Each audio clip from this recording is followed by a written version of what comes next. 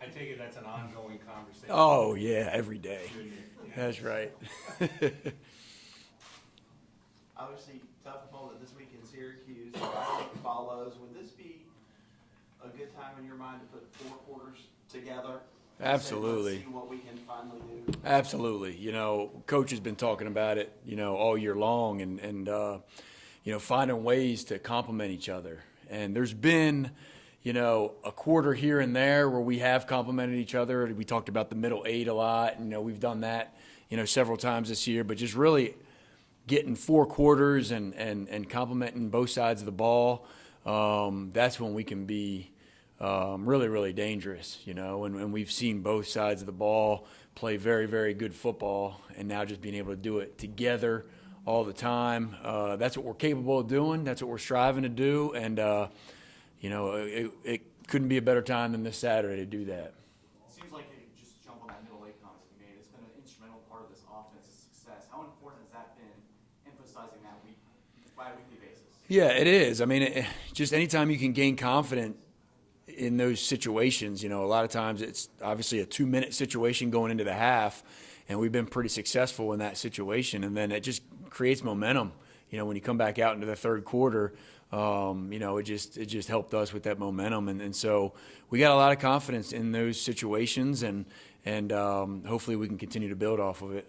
Brandon, why do you think it hasn't happened right from the jump at times? I know a couple weeks ago, you had that pass in the end zone against Boston College. I guess that might have boosted. But why do you think it takes until mid-second quarter for you guys to really kind of crank things up? Yeah, I think, for just speaking about offensively, I mean, I feel like every game except this past game, we've scored on the first drive. So we have started fast. Then we had maybe a few times we've had a little bit of a lull, and then again the 2-minute situation, we've had a lot of confidence in. So, like I tell the guys, like after the Boston College game, I wish life was smooth and easy all the time, but we just got to always work on our execution and try to be consistent with our execution. And as coaches and as a team, there's always things to correct, and those are the things that we got to correct. Is just being a little more consistent. And then whenever we do get momentum at the beginning of the game, like that after that first drive, continue to build momentum from that point on. But just proud of where the guys are as far as starting the game and in the middle 8 for sure. Brandon, have you seen much of Syracuse's defense? I know everybody talks about their offense, but they're not giving up a whole lot of points. Yeah, no, they're a really good group. They do a lot of stuff on defense. I mean, they try to confuse you. They try to, just really, really do a lot of different fronts and do a lot of different blitzes and coverages. And so that's kind of their style. That's their philosophy. And they've done a really good job of it. And then on top of that, they're very relentless to the ball, very, very high effort guys. And that's what has allowed them to be successful. So, obviously it's a big, big challenge for us offensively going against this defense, but we'll be up for it, and we're excited about it. They're not the biggest defense in the world, especially up front. Yeah. Athletic linebackers, got an NFL guy on the back end, Yep. really athletic. Yeah. What do they do kind of schematically to counteract their lack of size? Yeah, they do.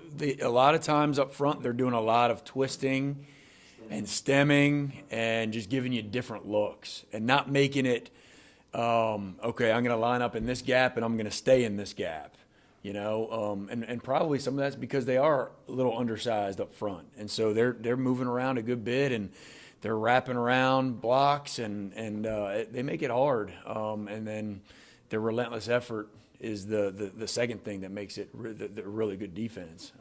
So, they're going to show us a lot of different things and try to confuse us, and we just got to do a great job of being disciplined and doing our thing and making sure that we just eliminate any kind of stupid mistakes. That's the biggest thing for us offensively. Is that maybe the biggest thing to you right now? Is when I went back and looked, it's like maybe you're driving, DJ Holt's on the ball too long, you get a sack. You have a nice 3rd and 4, you have a procedure penalty. Yeah. Another one, procedure penalty. Yep, that's Push it. back. Is that probably the biggest thing to you? It is. It is just the consistency factor of getting all 11 guys, doing their job for a complete drive, and really the majority of the time, is just us shooting ourselves in the foot because of somebody doing something like that. DJ held onto the ball too long in that one protection. And we got to get rid of the ball. We had like you said, a procedure penalty or two that just kept us off schedule and made it hard to get another first down, And so just eliminating those things, keep working on that and keep challenging the guys. And one thing that our guys are doing, though, is they're accepting the challenge week in and week out. They are going out there and individually trying to find things to get better at. And that's all you can hope for as a coach is, hey, let's identify what we need to get better at and then go attack it, And I feel like our guys have done a really good job of that throughout the season, not being perfect, but doing a good job of trying to get better. Brad, how much is DJ running more help open up the offense? Yeah, I think a lot. Anytime you have that extra hat to run the ball, it creates tougher situations for the defense. And they got to defend another guy in the run game. And so whether you influence one way and go the other, or you just load up and gain an extra hat in the blocking scheme, I mean, there's a lot of different ways to manipulate the defense when you have a guy that's willing to run and healthy enough to run. And that's what DJ has been able to do this year is really offset, not just always running with the running backs. And it's allowed the running backs to run, I think, even better, and take some off of them. And like I said, DJ has a lot of confidence in it right now. He's taking care of the football very well. So just proud of where he is as far as that's concerned, as far as running. What are the conversations you're having with the team as back-to-back 3-and-outs and Florida State's crawling back into this game and something that was a 20-point lead is now within contention? Yeah, we just got to finish some of those drives, We had a great drive in the fourth quarter. We took off some time, made them burn their timeouts, and I believe we were down on the plus 35, and then we had a procedure penalty, or we had a sack, or we had something that was a negative play that we got to eliminate that stuff, and we got to finish. Sometimes I feel like we're stalling a little bit between the 25 and the 40, where we could really, really – man, we got a great kicker. If we can just get that ball to the 30-yard line or even the 35 and get some points right there, that can catapult us even further offensively and get some more points on the board. So just, again, going back to the details of everybody's job and finishing your job and being consistent with that and not letting up with that stuff. In what kind of ways can you practice putting your foot down in their neck and taking them out of the game? How can you practice that? Well, I mean, as far as practicing, you just want to be consistent for 4 quarters. And anytime you get that momentum, you want to keep the momentum. So it's more talking about it, trying to create a mindset for your guys.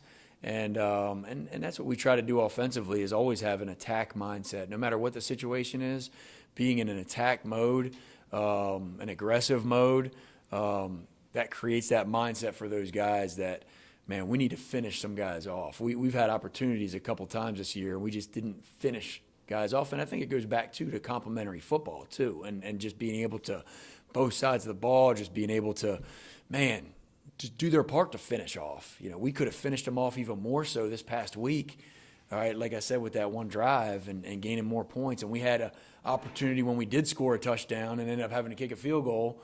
I think we had a holding penalty down there on the 5-yard line. So a couple opportunities right there that we just got to learn from and grow up from and just get better at. Is it harder to have that attacking mindset when you're trying to run clock?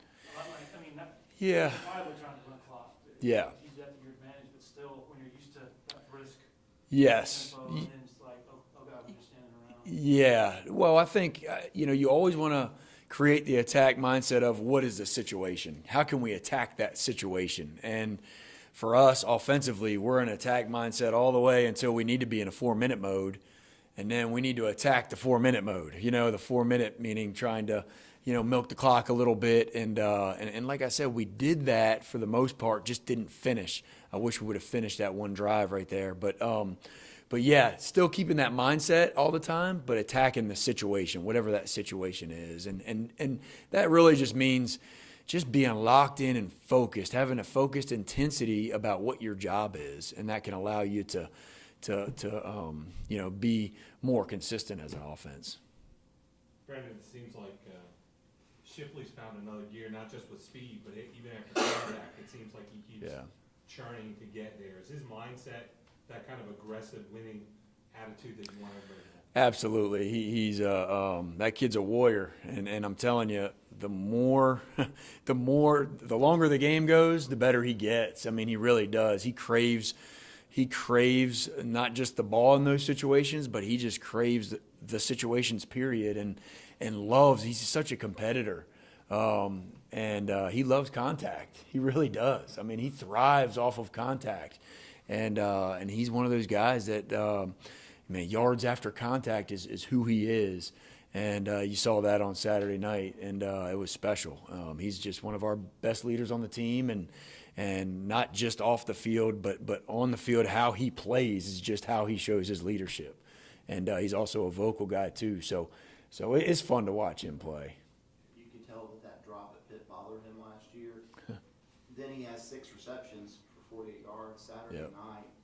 Sure-handed. Have you seen him have issues or drops at all? No, he's been really good. And like you said, I mean, he really, if he makes a mistake, he's the type of guy that, he's so hard on himself that he's gonna go get it fixed, whatever it takes to get it fixed. And so y'all saw that, he can catch the ball out of the backfield. There's no doubt about it. And he can do even more things that what we're doing right now with him. I mean, a lot of the stuff is just, swings and little quick throws. I mean, that guy can run downfield and he can do a lot of things, catching the ball. So just, I'm excited about that because a lot of times you don't have a guy that can be, two-dimensional like that and be able to really stress a defense. So is 25 plus touches, is that a number you want him at more regularly? I mean, I think it depends on the scenario and depends on who we're playing and what we're trying to accomplish. I mean, I know that he's going to make something good happen the more times he touches the ball. So, yes, we need to continue to get him the ball plenty of times. And then be creative on how we're getting him the ball is a big part of it as well. So, just like we did with ETN when he was here, I mean, later in his career, we had to make sure we manufactured ways to get him the ball in different ways. And so, that's what we're going to end up doing with Shipley is just continue to find ways to get him the ball. And then, man, there's, when you got guys like Maffa and Kobe Pace and even more guys that are also playing well, it is comforting to have, other guys go in there and you not have to skip a beat at all. And they all are very, very valuable because of the variety of things that they can do. How unique is Antonio Williams just in terms of being a true freshman? It seems like every week he's making a big point. Yeah, I mean, you guys can see it yourselves, just how he can separate from guys, and not just with his speed, but just on how he runs routes and how he manipulates defenders and just understands leverage and those type of things. And he's just such a, he's already playing like he's a junior or senior out there that has played a ton of football. Nothing has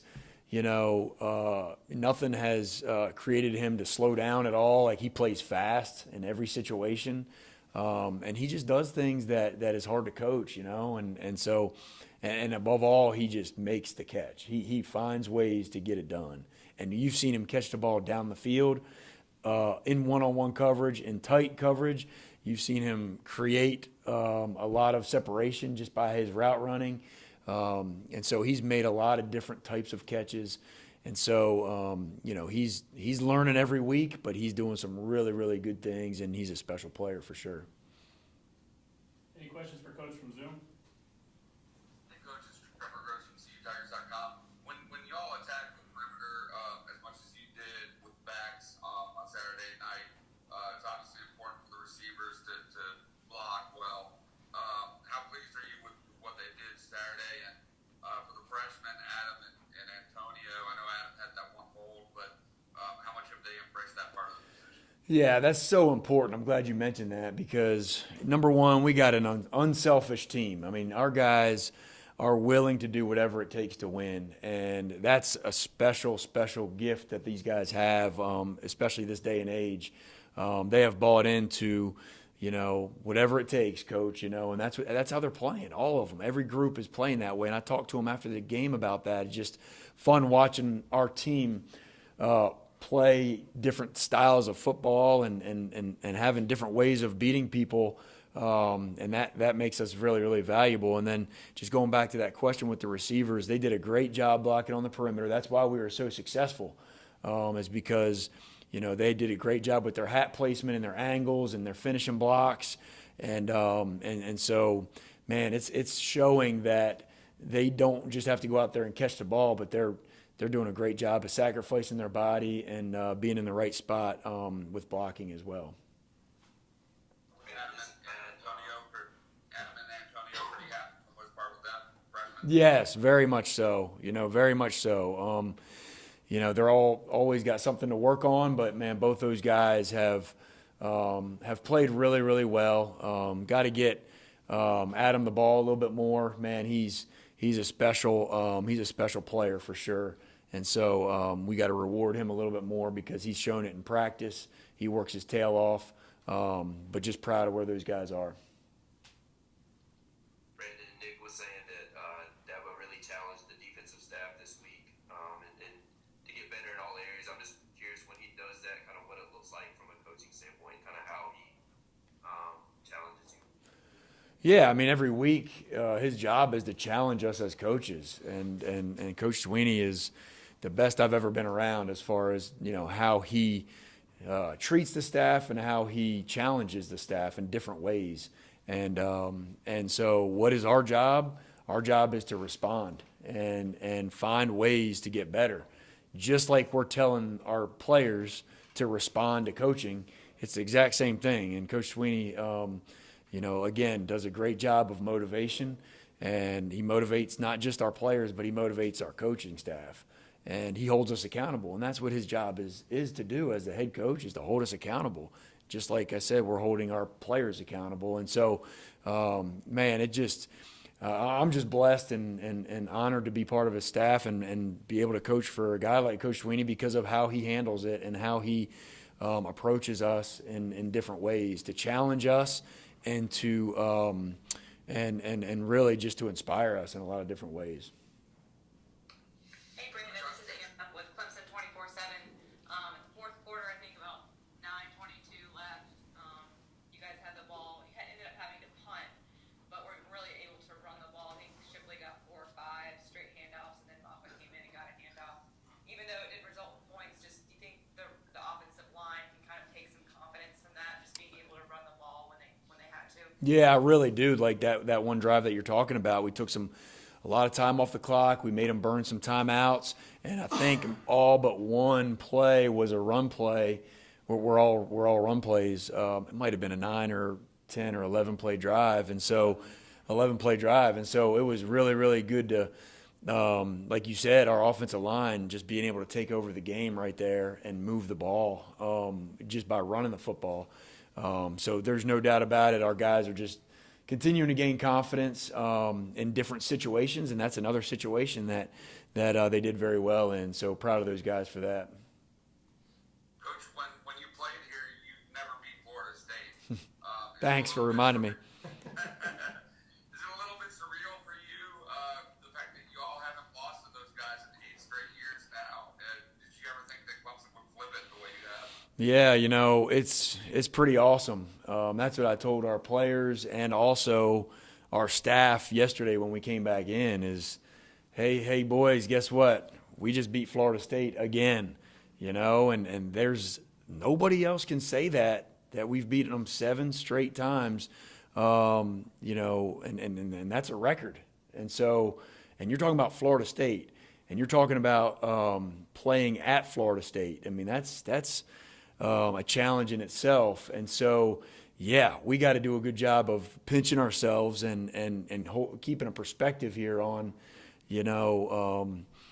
how special that is and how special that moment was Saturday night. of beating a team that's a very, very talented team at home in a big night game, you know. So just really excited. Can do nothing but gain confidence from that as a coaching staff and as a team. And so it'll be something that we just continue to build off of.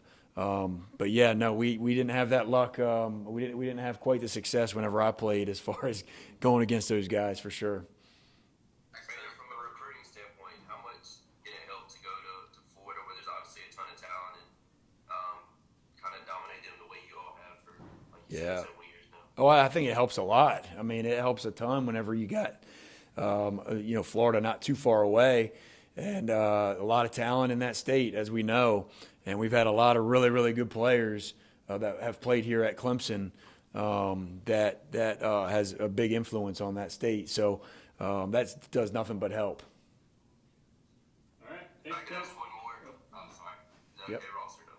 Coach, you have time? One more, yeah, one more, yep. We did one more. Yeah, I was just gonna ask. I think 3 catches for receivers Saturday. Was that more so just part of the game planning and the running backs swing passes, or would you like to see more targets? Yeah, I mean, you always want to get everybody the ball as many times as you can. It's just it's hard to it's hard going into a game. I mean, you can have a plan of attack, and I definitely wanted to get the ball to Shipley more. I didn't get enough touches for him the week before against Boston College, and so my priority was to make sure number one was getting the ball.